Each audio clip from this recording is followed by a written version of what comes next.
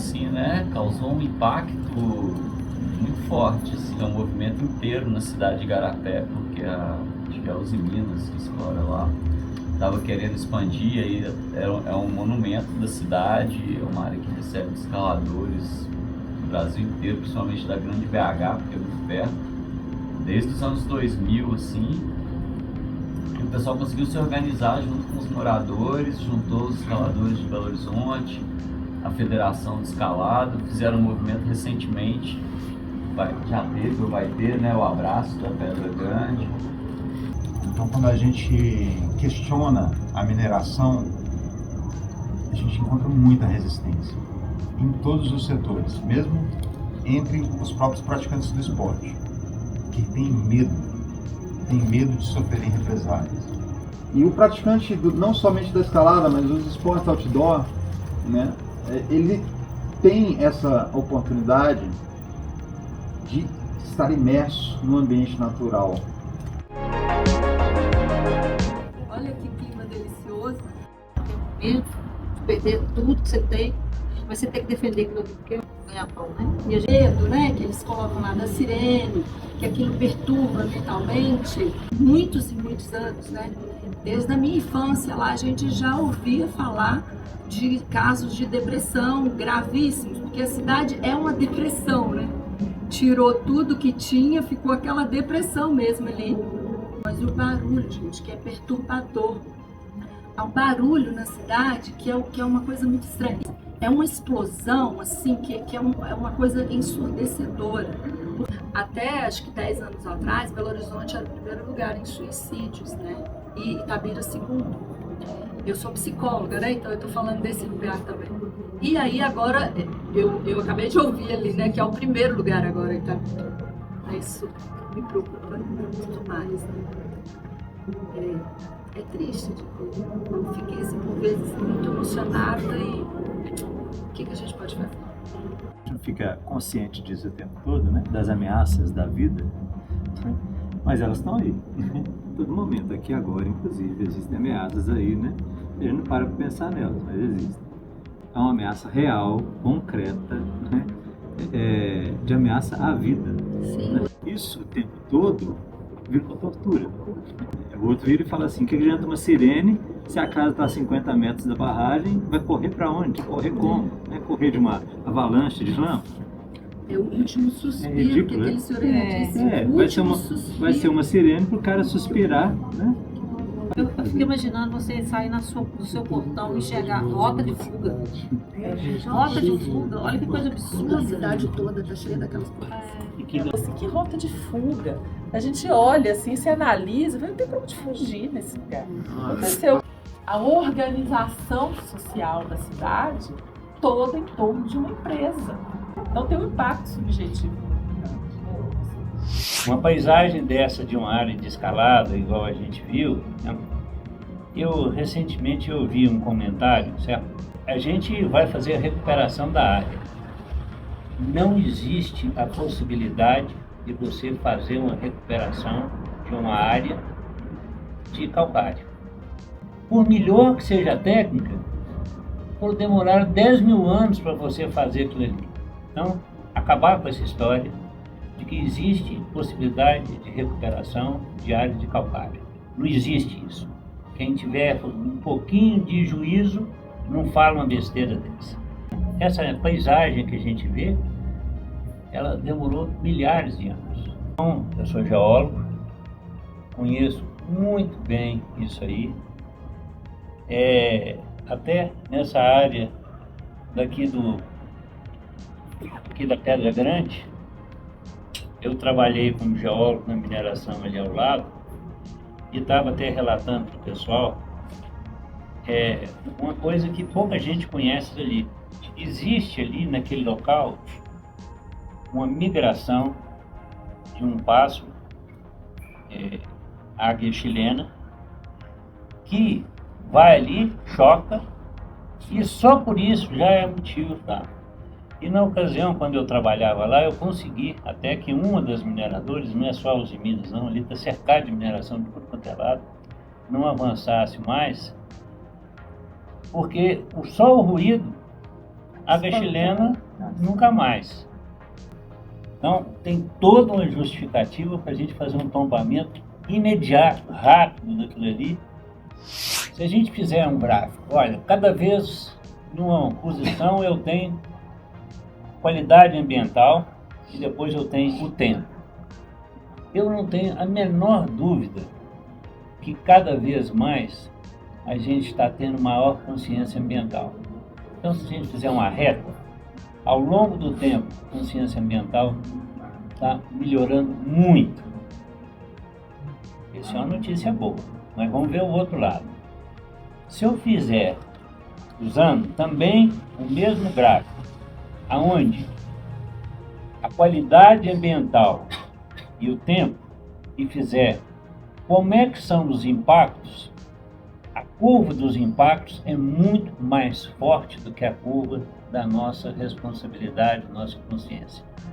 Cada vez mais a gente está conseguindo estragar com maior competência.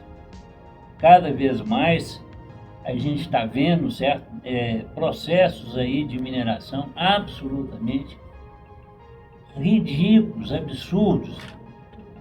São Tomé das Letras nos rejeitos. O rejeito era gerado, ou seja, aquela pedra que não interessava, com um sistema que era um sujeito batendo uma haste e duas pessoas batendo uma reta em cima daquela haste, com um sincronismo maravilhoso, até que consegui tirar um pedacinho de bloco aproveitável. Esse processo tinha uma geração de rejeitos baixíssima. Aí passamos por um outro momento, onde é que começaram a chegar os tratores de esteira. Aí, bom, como o trator é capaz de fazer muito mais, eu consigo tirar muita pedra e vou jogar muita coisa fora. Nos dias atuais, o equipamento mudou e você tira muita pedra aproveitável, mas a quantidade de rejeito aumentou muito mais, porque com a máquina dessa eu consigo tirar uma quantidade enorme de material não aproveitável. Os rejeitos hoje, a maior parte deles, são aproveitáveis. A falta de responsabilidade da gente, seja minério de ferro, qualquer um, seja, é uma coisa vergonhosa o que a gente está jogando fora. E em cima de uma lógica, certo? Capitalista, que quanto mais lucro, melhor, independente de que preço custou. Eu vou dar um número para vocês que talvez seja pouco conhecido. Nos tempos que a gente ainda brigava muito por questões de a Vale ser privatizada ou não, tinha um grupo de geólogos lá dentro da Vale e nós pegamos eles para assim, escuta, que negócio é esse? Vocês vão deixar essa empresa ser privatizada? Não, a gente já até estabeleceu um valor aqui que a gente acha que a partir desse valor pode ser privatizada, mas é vantagem para todo mundo. 15 bilhões. Você sabe por quanto que a Vale foi privatizada? Quanto efetivamente desembolsou-se para isso? Por 3,5. Ou seja, nós demos a Vale de graça. Demos a Vale de graça com todo esse absurdo que tinha, nem o valor que tinha a gente deu. Mas a desgraça aumentou. Nós temos hoje no governo, aí o Zema, o que está sendo tolerado, os órgãos ambientais, é uma coisa que inadmissível, certo? Eu sou consultor nessa área. Recentemente, uma pessoa me procurou e falou: eu queria que você fizesse novamente um estudo. E eu falei: olha, eu não estou mais trabalhando nessa área, mas eu vou chamar uma pessoa. Eu fiz um estudo há 8 anos atrás, nessa mesma local, e gerei um volume grande, aí, umas 300 páginas aí de estudos consistentes mesmo. O empreendedor era um empreendedor sério, fez questão, certo, que o estudo fosse bem feito. O que era um estudo que exigia alguns meses participação de engenheiros químicos, de gente específica da área, da indústria. Hoje em dia ficou reduzido a 6 folhas de papel. Ninguém mais está preocupado com qualidade ambiental dentro do governo. Falando com toda clareza, certo? É uma vergonha isso que nós estamos vivendo. Então, cada vez mais a gente tem consciência. Eu fico maravilhado com um momento desse aqui. Me emociona demais, porque a gente, como geólogo, você vê o absurdo e que deveria ser diferente. Eu trabalhava numa mineração que a gente tinha um controle ambiental muito bom. E teve um processo que foi julgado e eu fiquei indignado. Falei assim, peraí, quantidade de besteira que está sendo dito contra a mineração. E eu tinha um amigo, e ele falou, Carlos, você por aqui? Eu falei, você não acha um absurdo ele falando comigo? Mineração ser desse jeito? Não. Eu falei, não, mineração que eu trabalho, certo? Eu tenho muita tranquilidade. Nós estamos fazendo um estudo muito bem feito, cuidadoso. Essa questão do parque lá, lá da Pedra Grande, era ao lado.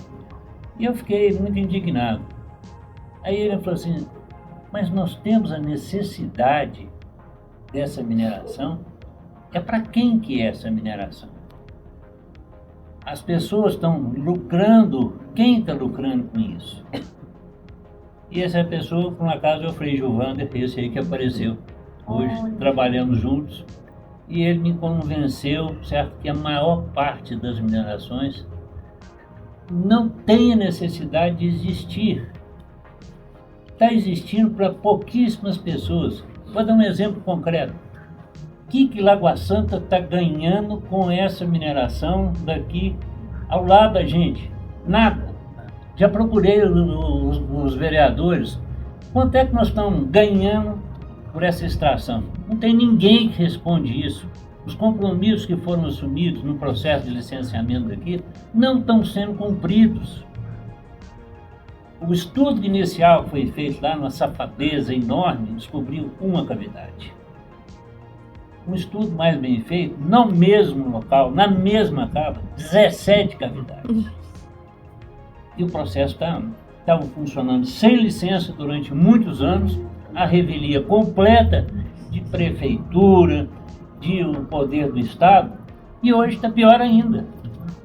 Então, o que eu vejo é o seguinte, a curva da consciência nossa está aumentando, mas a curva dos danos, eu tenho muita preocupação que a gente está cada vez se afastando mais. Eu não entendo, assim, essa consciência dos arquitetos, que você vê que do terreno, você vê que mostra as fotos e tal, tem um piquezeiro bem aqui, não sei aonde, onde vai pôr piscina. Gente, muda a piscina do lugar.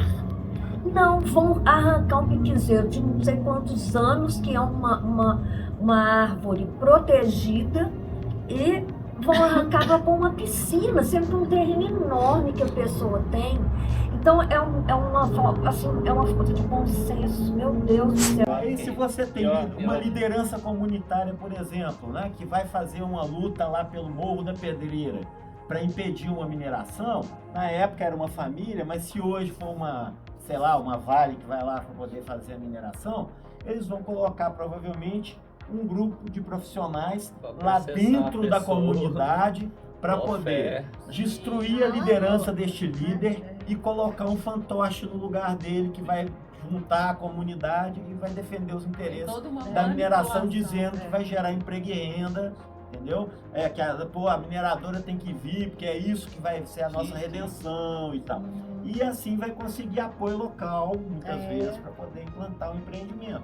E se a gente não fizer nada a respeito, ficar só remoendo e tal, e não responder essa pergunta que podemos fazer, né? E mais do que responder a pergunta, não fizer aquilo que for a resposta, as coisas vão se repetir. Daqui a 10 anos nós vamos sentar aqui, vamos ver um outro filme mostrando um outro desastre de mineração, né? Uma outra distribuição de valor. Foi estabelecido agora a adequação do plano diretor. E esse plano diretor adequado é que está chegando na Câmara agora. Se a gente deixar passar isso aí, os mesmos que fizeram o plano anterior, que foi recusado judicialmente, estão lá batendo palma, porque vai estar tudo certinho. A gente tem que reagir para isso aí. O zoneamento que está estabelecido, certo? Tem que ser melhorado muito. E isso aí é a gente lá na Câmara, porque se depender dos vereadores, vai passar coisa errada. Então está na hora da gente acordar para isso.